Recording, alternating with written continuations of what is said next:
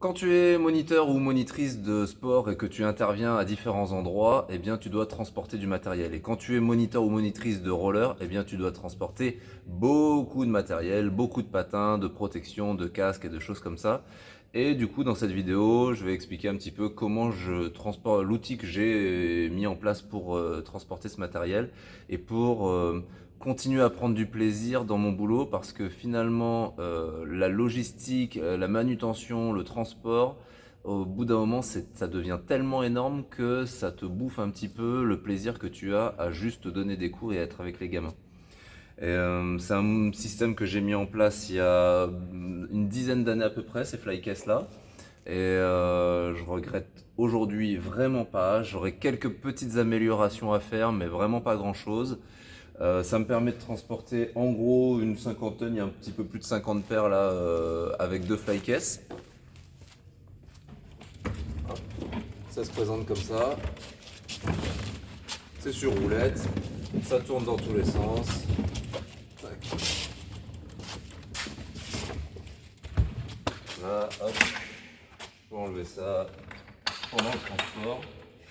Et pour l'instant, j'en suis vraiment très très content pour l'instant, mais ça fait déjà 10 ans. J'ai fait d'autres systèmes, des systèmes avec des barres qu'il fallait que je porte avec des crochets, des systèmes où il fallait que j'accroche les paires de patins avec des mousquetons, des systèmes pliables, etc.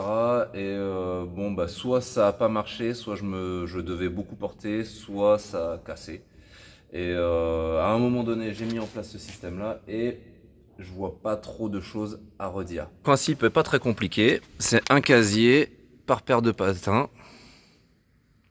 Et là, c'est pour les petits patins. Et lorsque ce sont des patins un petit peu plus gros, bah, soit je mets qu'une seule paire par casier, soit je mets deux paires par casier. À la base, l'idée c'était qu'elles puissent se fermer l'une sur l'autre. Bon, finalement, honnêtement, je m'en sers assez peu, sauf des fois quand je dois laisser le matériel quelque part. Bah, je ferme les protections, je ferme une caisse sur l'autre et puis je mets une sangle autour. Bon, histoire que ce soit pas trop à la vue de tout le monde. L'avantage, c'est que ça fait quelque chose de propre et pour moi, c'est assez facile de repérer où j'en suis. Dans les choses qui sont faites et que je regrette vraiment pas, il y a le fait d'avoir fait des colonnes, d'avoir fait des casiers où je mets les patins l'un derrière l'autre. Ça permet vraiment d'optimiser la place. Et du coup, je peux vraiment mettre beaucoup de paires de patins en assez peu de dimensions, puisque là, ça fait 1,10 m de haut et plus ou moins 1,10 m de large. Donc ça me permet, et sur 45 de profondeur.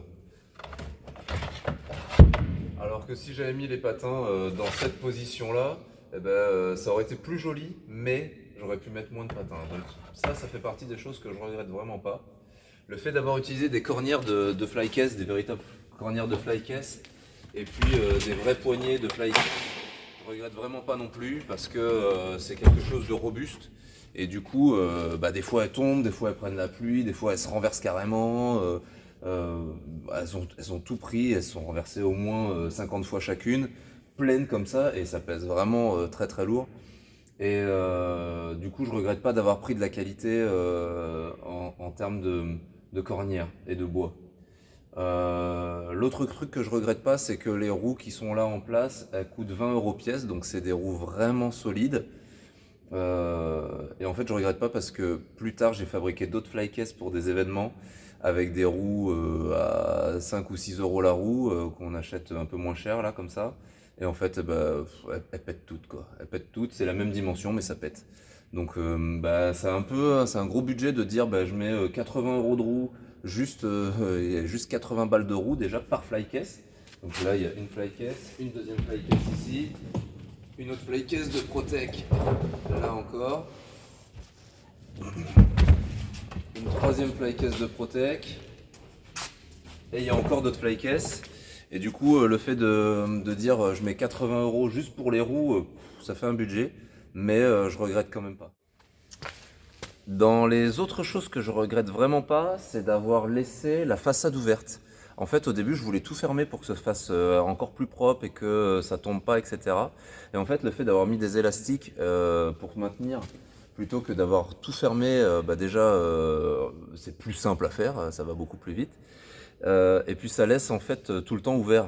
Et quand même, c'est des patins, on met les pieds dedans, donc même si je les nettoie avec le bactéricide, Bah, c'est quand même cool que ce soit ouvert, ça fait du bien que ce soit aéré, il y a des petits trous sur les côtés également de temps en temps. Et c'est bien que ce soit ouvert, ça je regrette pas non plus.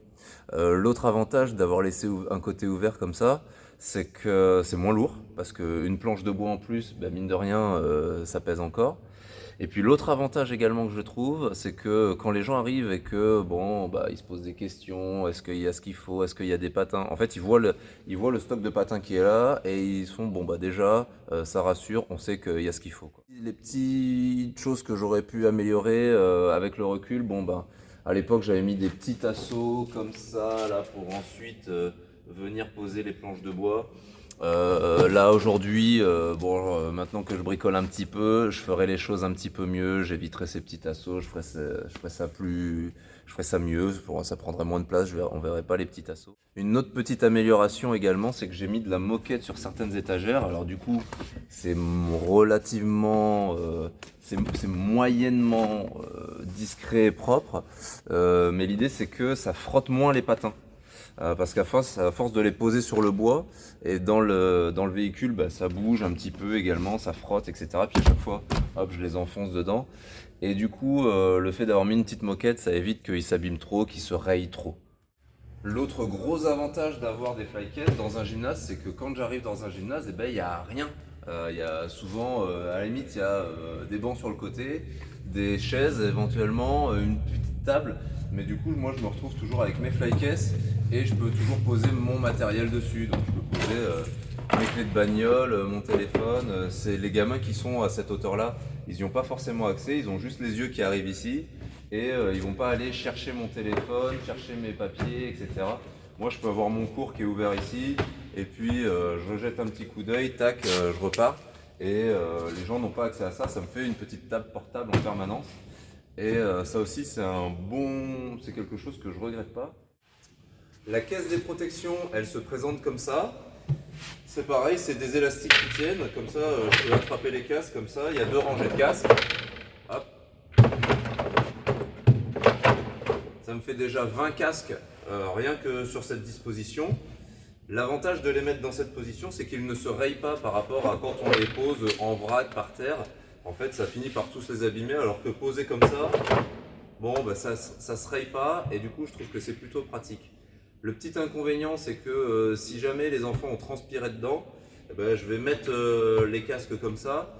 Et même avec un bactéricide, eh ben, au bout d'un moment, ça peut faire que ils vont sécher moins vite que si je les mets à l'envers ici. Donc du coup, ce que je fais, c'est que quand il fait beau, je les mets à l'envers comme ça. Quand les gamins les ont utilisés, je dis hop, ceux qui les ont utilisés, on les pose à l'envers.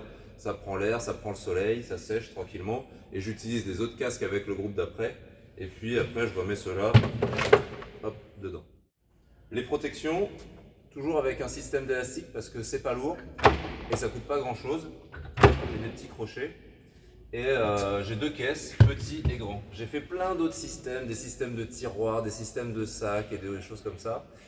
Aujourd'hui, je trouve que voilà, c'est 2 caisses classiques où les inscriptions, je les change tout le temps, donc selon comment je m'organise, etc. Donc c'est du Posca. Et puis là, en ce moment, c'est des petits, une caisse de petits et une caisse de grands. Et comme ça change tout le temps, j'ai pas fait des vraies étiquettes immuables parce que des fois j'ai d'autres caisses et puis quand je pars selon sur un événement comme ci ou comme ça, en fait je prends des caisses et puis des fois je change ce qui est écrit dessus. Donc moi j'aime bien ce système de Posca, un coup d'éponge et puis je change. Moi des fois je me dis que j'ai tellement de caisses que je pourrais faire des étiquettes toutes propres. Bon, un jour je ferai peut-être ça. Et puis les caisses elles sont comme ça. Dedans je mets toutes mes protections. Bah là ce sont les petites protections. Hop. Et puis là ce sont les grosses protections. Hop là. Pareil, des petits trous dans les caisses. Là, celle-ci, elle en a pas. D'ailleurs, il faudrait. Mais celle-ci, elle a des petits trous dans les caisses, histoire que ça respire un petit peu. Et puis, j'ai toujours ce tabouret. Et en fait, ça, c'est l'outil pour moi indispensable. Parce que lorsque je suis avec des gamins toute la journée, eh ben, ça vaut le coup de... Hop, je m'assois. Et puis, eux, ils sont à distance. Alors, je suis pas tout le temps comme ça, un genou par terre. Parce que, bon, bah, quand même, un petit peu de confort. Et du coup, je peux être ici, dire alors qu'est-ce qu'il faut? Il te faut ça, tac, tac, tac, je distribue, je récupère. Et moi je suis quand même à leur hauteur, mais je suis pas les genoux par terre, je suis pas accroupi, je force pas, je suis confortable, ça fait du bien. Toujours penser à son confort quand on intervient quoi. Et puis sinon si c'est pas comme ça, si je veux rester debout, et ben, je me mets comme ça, et puis là, je leur dis alors qu'est-ce qu'il te faut? Tac, il te faut ça, ok, tac, tac, tac. Et je leur passe les protections comme ça. Et là non plus, je force pas, j'ai pas besoin de me baisser trop. Ça me permet également d'avoir, quand je me mets comme ça, d'avoir un petit peu toutes les protections et de pouvoir choisir qu'est-ce qu'il te faut. Il te faut ça, ok, il te faut ça, ok, tac. Je peux sortir facilement, c'est facile d'accès. Et puis toujours l'idée que c'est léger, ça pèse rien, c'est facilement pliable, ça s'abîme pas, j'en ai plusieurs comme ça. Hop, il a sa petite place, tout va bien. Autre gros avantage d'avoir des flycases de cette dimension, c'est que ça passe partout. Et du coup, là, dans un gymnase, ça passe dans les portes. Alors que si j'avais, comme à une époque, je voulais faire ça sur remorque, il y a des moments où je ne peux pas passer. Là, je peux rentrer à peu près partout, puisque c'est une dimension vraiment qui permet de passer partout.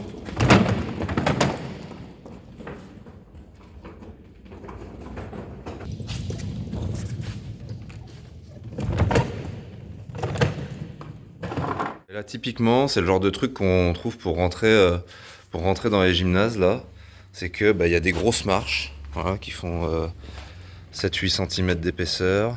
Et puis après, il y a du gravier. Hop, gravier, gravier, gravier pour arriver au véhicule. Et du coup, là, si on n'a pas des roues de 110 mm, en fait, on galère.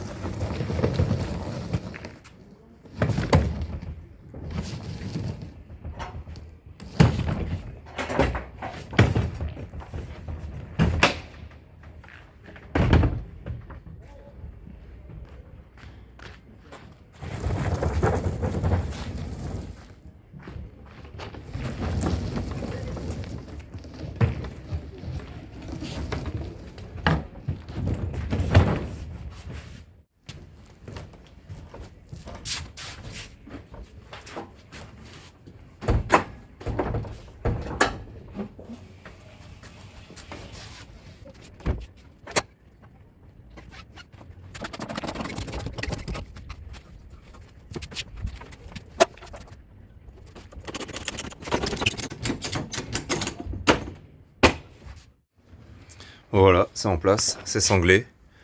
Ça me prend à peu près 1 ou 2 minutes pour sangler. Ça risque pas à bouger maintenant. Et puis ça me laisse l'allée centrale, et dans l'allée centrale, je peux mettre un petit peu le reste du rangement. Voilà. Bon, l'autre outil que j'ai en place souvent, c'est les véhicules. J'ai eu beaucoup de véhicules, ça c'est le 3e camion que j'utilise. Avant j'avais un Renault Master au tout début, dans lequel j'avais déjà ces flycases. Ensuite je suis passé sur un Master mais avec une caisse de 25 mètres cubes. Et je trouve que ça c'est vraiment le super compromis. C'est une remorque fourgon avec le toit qui s'ouvre pour pouvoir se tenir debout, sinon on est penché, on est à tête cassée et tout ça. Là ça permet de pouvoir se tenir debout sans problème et de charger sans problème. Avec la rampe d'accès c'est vraiment pratique. Bon, c'est un gros investissement, mais c'est un investissement que là aussi pareil, c'est comme les flycases, je regrette vraiment pas. Ça permet d'être d'être efficace, de pas se casser le dos, d'être propre quand on intervient, d'être professionnel, quoi, tout simplement. J'espère que cette petite vidéo t'aura permis d'avoir des idées, de trouver ta propre voie pour transporter le matériel, mais en tout cas l'idée principale c'était, lorsque on intervient, si on veut garder le plaisir, il faut se débarrasser un peu du côté manutention, transport, logistique, parce que une fois qu'on est épuisé là-dessus, si on est déjà fatigué, bah c'est pas intéressant pour nous. Et on a un métier qui est quand même déjà un petit peu physique, donc il faut qu'on s'économise sur l'avant et sur l'après. Et puis il y a aussi une image à donner, c'est-à-dire que lorsque les gens arrivent, eh ben, de ne pas avoir les patins en vrac dans tous les sens, les protections en vrac dans tous les sens, d'avoir des choses propres, rangées, bah, ça fait du bien d'arriver dans un espace agréable où on sent du coup que déjà la personne qui va nous prendre en main, elle fait attention à ces détails-là, à cette organisation-là. Je dis pas que ce système de flycast c'est le système parfait. Je pense qu'il existe plein de systèmes. Moi, j'ai essayé de trouver quelque chose. J'ai déjà vu des systèmes qui sont très très gros avec une énorme flycase, mais je trouve qu'à transporter c'est vraiment très très difficile. Un des premiers systèmes que j'avais fait, bah, il s'enfonçait tout le temps dès qu'il y avait du gravier, etc. Ça pesait une blinde, fallait que je force vraiment incroyablement. C'était un truc, bon, peut-être que j'avais pas trouvé le meilleur compromis possible. C'était beaucoup en métal. Donc aujourd'hui, ça pèse peut-être la plus lourde des flycases doit peser à peu près 60 kg. Mais du coup, avec des vraies roulettes, bah, je le sens pas trop. Je dis pas que c'est la solution parfaite, mais vraiment pour avoir éprouvé pas mal de systèmes, je trouve que c'est quand même pas loin d'être quelque chose de parfait. J'avais eu l'idée de refaire une autre flycase sur l'idée de Ken aussi qui a fait ça, Ken Shallow, qui a fait une flycase où il y a à la fois des patins et des protections et un peu de matériel pédagogique. Du coup, il y a un petit peu tout et avoir plusieurs flycases type comme ça. Et puis, bon, bah, honnêtement, ça me correspondait pas trop. Et puis, vu le matériel que j'ai pour l'instant, ça me va comme ça. Mais je pense que ça peut être une bonne idée pour quelqu'un qui commence peut-être de réfléchir en termes de, bah, je vais pas faire une flycase pour les patins, une flycase pour les protèques, une flycase pour le matos, mais d'avoir une flycase où il y a un petit peu de tout, une autre flycase où il y a un peu de tout, et une autre flycase où il y a un peu de tout. À voir dans le temps, il faudrait tester. Amis moniteurs et monitrices sportives et sportifs, eh ben, à vos outils pour garder le plaisir d'intervenir avec les gamins, avoir du bon matériel et travailler dans de bonnes conditions, quoi. J'espère que tout ça va vous donner des idées et j'espère que tout ça va vous permettre de bien réaliser votre métier ou votre bénévolat si vous êtes bénévole. Et puis, je vous dis à bientôt dans une autre vidéo.